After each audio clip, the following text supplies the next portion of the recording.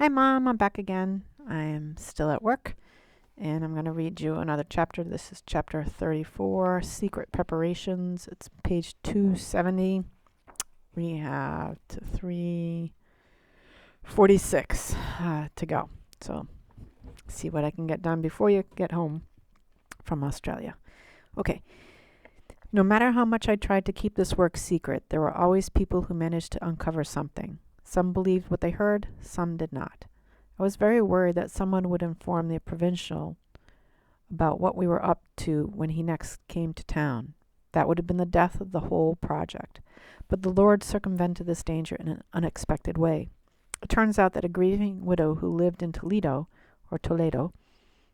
more than 60 miles away from Avila, had called for me. Dona Luisa de Cerda was of high nobility. The death of her husband nearly a year earlier had plunged her into a state of inconsolable sorrow from which she could not seem to recover. Her grief had reached such an extreme degree that her loved ones feared for her life. Somehow Dona Luisa had heard of this miserable little sinner and had taken it into her head that I would be able to help her cope with her loss. The Lord had arranged things so that she heard only good reports of me. As it turned out, many blessings flowed from that favorable beginning. Dona Luisa was well acquainted with the provincial. She knew that I lived in a convent where the nuns were allowed to come and go.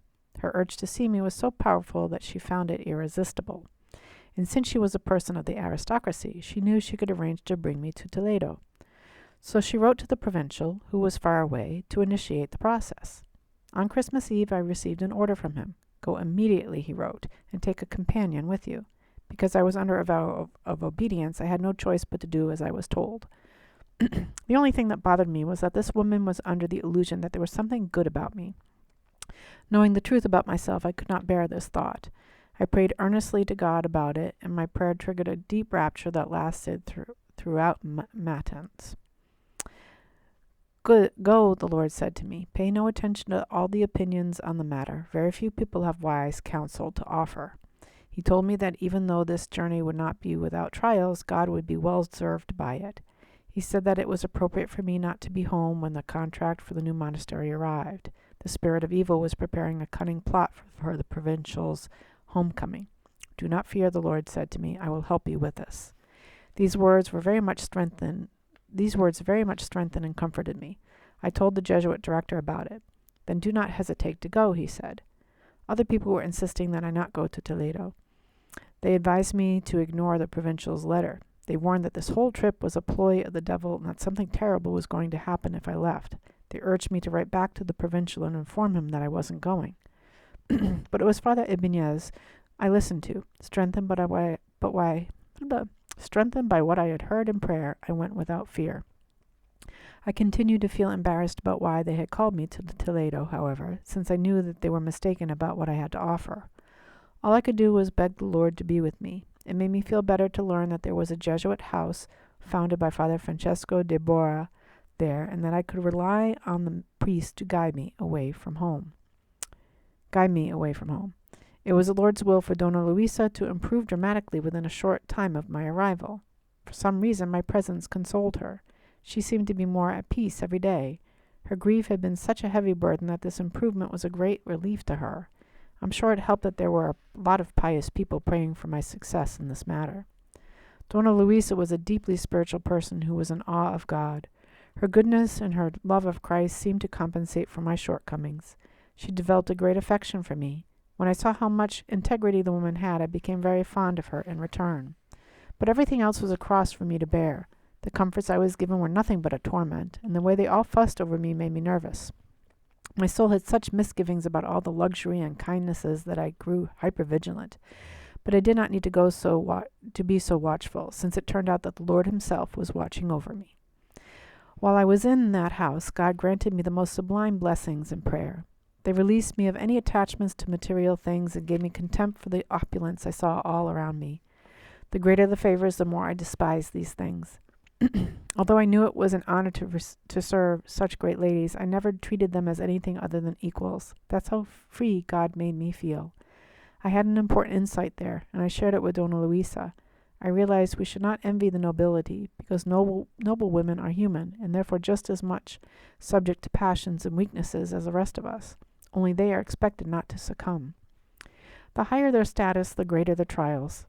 I observed how careful these women had to be to maintain their composure under all circumstances. It was as if their station did not allow them to live. I saw that the ladies were forced to eat in accordance with prescribed timetables and not in harmony with their physical constitution, and the foods they ate had more to do with their rank than with their actual appetite. Why would I ever want to be a lady of nobility? God deliver me from phony composure. Decorum, huh? Ah, how do you spell decorum? Decorum.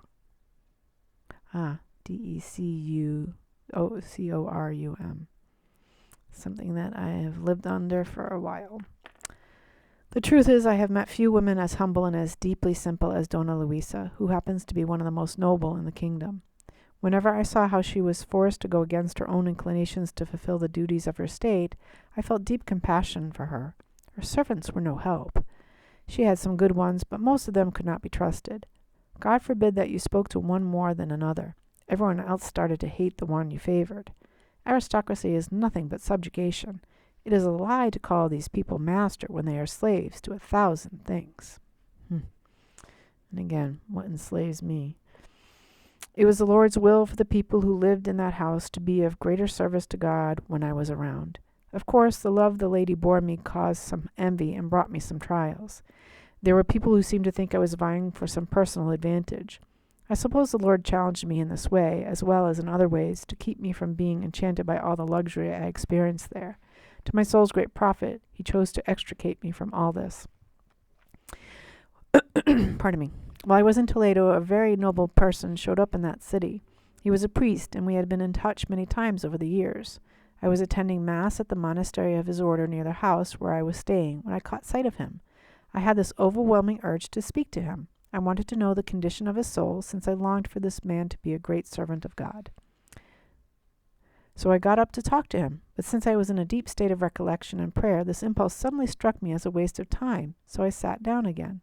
Who was I to meddle in his interior life? I think I went through these motions 3 times, rising, returning to my pew, standing again, sitting back down. Finally, the good angel won out over the bad. I went to him and asked to meet me in the confessional. It had been many years since we had seen each other, and we began to ask each other questions about our lives. I mentioned that there had been innumerable trials that had plagued my soul. Tell me about them, he urged. No one is supposed to know about these things, I said. I probably shouldn't have brought it up in the first place. Don't worry, he said. Pedro Abianes, the Dominican father you mentioned, is a good friend of mine. I will get the story from him. That's interesting. But the truth is, this priest could not resist the temptation to keep pressing me for details, and I could not resist sharing them. I didn't feel any of the characteristic shame and terror I usually experience when I spoke of these things. Rather than suffering distress, I felt unburdened. I discussed these matters within the privacy of the confessional. I had always believed that this priest had a very good mind, but now he seemed wiser than ever. I recognized the special talents and gifts he had and saw the good he could do if he gave himself entirely to God. I have had this experience many times over the years. Whenever I like someone very much, I am filled with nearly unbearable longings. I want to see this person utterly surrendered to God. While I want everyone to serve God, my yearning is especially acute when it comes to the people who please me most. Thus, I fervently beseech the Lord on their behalf. This is what happened to me when I met with the priest I am speaking about. He asked me to pray wholeheartedly to God on his behalf, but he didn't need to ask. I was already so filled with prayers for him that he could not have done otherwise. I went to my usual place for solitary contemplation and became instantly and profoundly recollected. I began to talk to the Lord in that silly way of mine. I don't know what I'm saying when this happens. It's love that's talking. My soul becomes so transported that I can no longer tell any difference between her and God. Pardon me. Lord knows that it already possesses the beloved. It forgets all about the individual soul and thinks she is one with him. Free of all distinction, she speaks pure nonsense. I remember that day when I tearfully begged God to take the soul of that priest into his committed service. I already considered him a good man, but this wasn't enough for me. I wanted him to be even better. Lord, you must not refuse me this favor, I said to His Majesty. I have a feeling it is going to be very important to have this good man as your friend. Oh, the great goodness and loving kindness of God. You do not look at our words, but at the desires and the will that animates them. How do you put up with someone like me who speaks so boldly to your majesty? May you be blessed forever and ever. I recall that at one point during that night of fervent prayer, a great sadness washed over me. I started wondering if I had alienated myself from God. How could I tell if I was in a state of grace or not? It wasn't that I wanted to know, it's just that I wanted to die. Only in death would I find myself in a life where I wouldn't wonder whether or not I was dead, since there was no death more terrifying to me than not knowing if I had forsaken my beloved. The pain of wondering overwhelmed me. I was overflowing with tears, dissolving in tears. Please, God, I beseeched him, do not let me be separate from your grace. Then it struck me that the surest sign that I was in grace was the boundless love for him that filled and spilled over from my soul. This consoled me immeasurably. Look at all the divine favors and holy feelings he had given me in the past few years. Could such blessings coexist in harmony with a soul in mortal sin? Of course not. I rested in the confidence that His Majesty would do what I asked him to do for the priest. Then the Lord gave me some words to tell the man. I hate it when God does this. I don't know how to convey these things. It embarrasses me to deliver messages from the Lord to a third party, especially in this case. I didn't know how this priest would take it. Maybe he would make fun of me. I became very distressed about it, but God was so persuasive that I finally agreed to tell the man what God said. To mitigate my shame, I wrote it down and gave it to him in a letter. Well, the words definitely seemed to come from God, because they had an amazing effect on this man. He resolved to dedicate himself wholeheartedly to the practice of prayer, even though it took him a while to follow through on this intention. The Lord used me as a conduit to transmit some truths to this man because he wanted his soul for his own. Without my even knowing it, these things were so relevant that it astonished him. The synchronicity convinced him that the messages indeed came from God.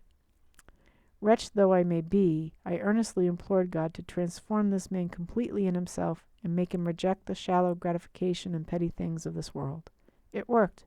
May God be praised forever. The priest turned so completely toward God that every time he opens his mouth to speak to me now, I am in awe. If I had not witnessed this myself, I would have trouble believing that God would have granted any soul so many and such powerful favors in such a short time. He is so full of God that he seems to be empty of any worldly attachment whatsoever. May His Majesty protect him. This man seems to be so well grounded in self-knowledge that if he continues to advance at this rate, he will become one of God's most cherished servants and lead a multitude of souls to the way of perfection. This man has gained a great deal of spiritual experience in a very short time. These are gifts God gives when and how He wills. They do not depend on time, and they are not compensation for services rendered. It's not that time and services are unimportant. It's just that sometimes the Lord gives the grace of contemplation to one person within a year of starting out on the path, and does not give it to another person who might have been practicing prayer for 20 years. His Majesty knows the reason why. Here's where we make our big mistake.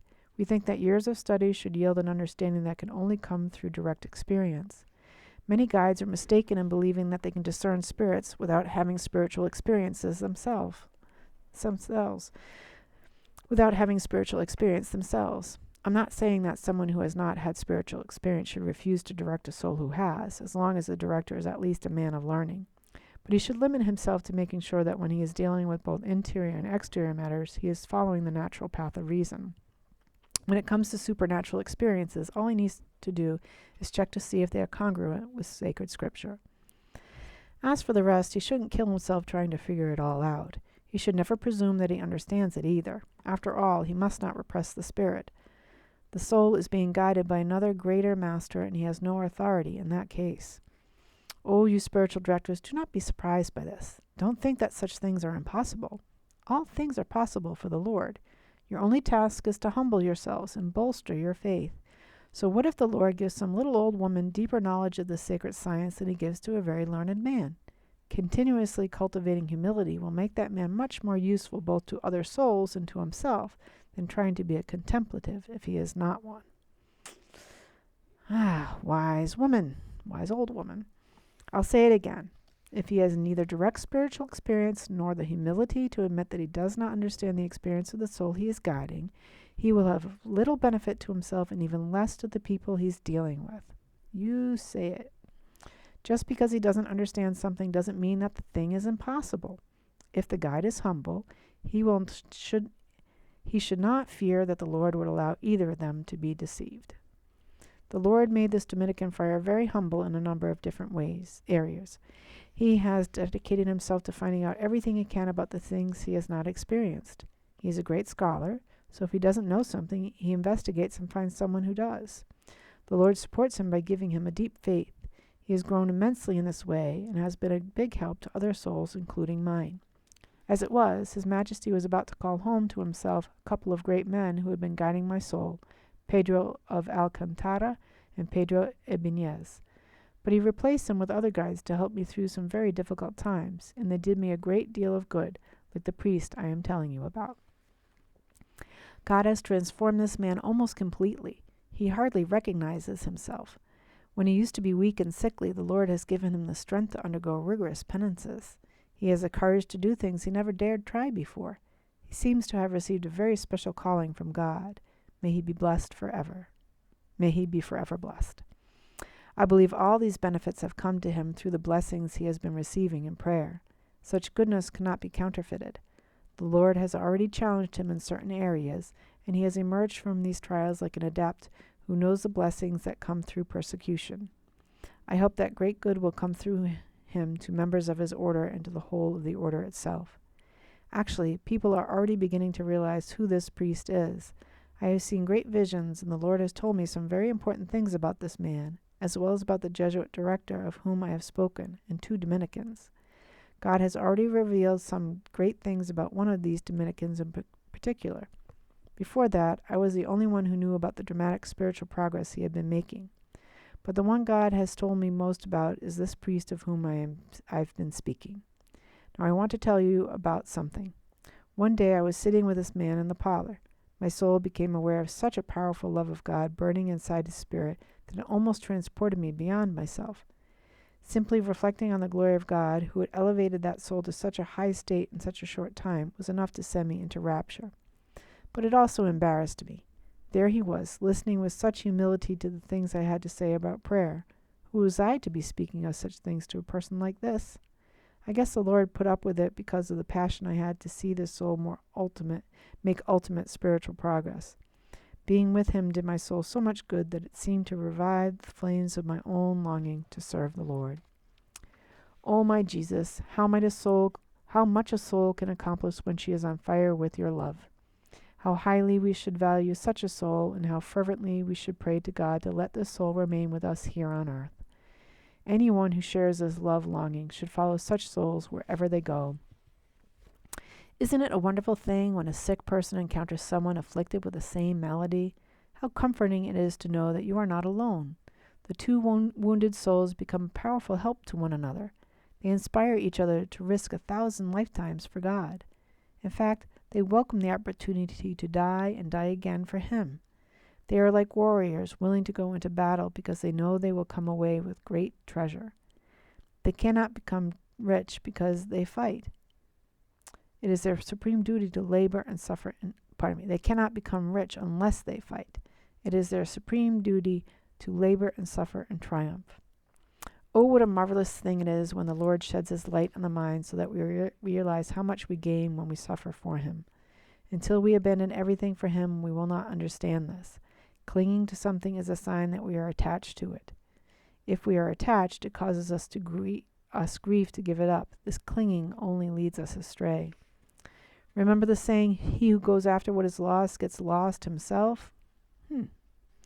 That fits perfectly here. What greater spiritual ruin there is, what greater spiritual blindness, what greater misfortune can be than to cherish something that is nothing. Well, to get back to what I was saying, as I sat contemplating that soul, I was filled with deep joy. It seems that the Lord wanted me to see clearly the treasures He had placed there. When I realized the favor He had granted me by making me the instrument of the spiritual blossoming, I knew I didn't deserve it. But I valued the blessings the Lord had given to the soul more than He had given them to me. In fact, I considered them to be more my own than those that were actually mine. I praised His Majesty for hearing my prayer and fulfilling my great desire that He awakened souls like this. And when my soul reached its full capacity for joy and went out of it, and then, pardon me, and then my soul reached its full capacity for joy and went out of itself. Lost in this way, I had all the more to gain. All reflections evaporated, and I forgot them. Now the Holy Spirit was doing the talking. Hearing that divine language, my rapture deepened. It only lasted a short time, but it almost made me lose my senses. Then I saw Christ, radiating awesome power and glory. He expressed his pleasure over what was happening. You see, he said, I am always present in conversations like these. He wanted me to understand the great delight it gives him when people find their great delight in speaking of him. Another time, when this priest was far away, I saw him lifted up by the angels in great glory. This vision taught me that his soul was making excellent progress. Soon after this, someone spread cruel slander about the priest's honor. He had provided a remedy for the accuser's soul at a time when the man's own reputation was at stake. The priest cheerfully endured this betrayal. He performed other acts and suffered other persecutions that were of great service to God. I don't think it makes sense for me to say anything more about this now. You know all the details yourself. If you think it is appropriate, you can write them down later for the glory of God. By the way, everything I said about the prophecies concerning this monastery, as well as other prophetic visions I'll tell you about later, were fulfilled. Some of them came to pass 3 years after they were revealed. Others took more time, and others less. I always shared these prophecies with my confessor and with Dona Guiomar, in whom I had permission to confide. I know that she told them to other people, so I have proof that I am not lying.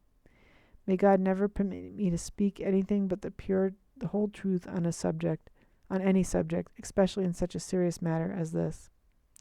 Around this time, a brother-in-law of mine died suddenly. I was deeply grieved because he hadn't gotten a chance to go to confession before he died. Then I was told in prayer that my sister too would die this way, and I should go to her immediately so that she could prepare herself. When I told my confessor about it, he didn't let me go, so the message kept coming to me from God. When my confessor heard about this, he told me to go there since he couldn't see any harm would come of it. Maria lived in that little village where I had stayed during my illness for so many years ago. Without mentioning the spiritual voices, I enlightened her as much as I could on every relevant subject. I got her to tend her soul with the greatest care and to confess frequently. Maria was a good person, and she did all this willingly. She was conscientious, and these customs soon became ingrained in her.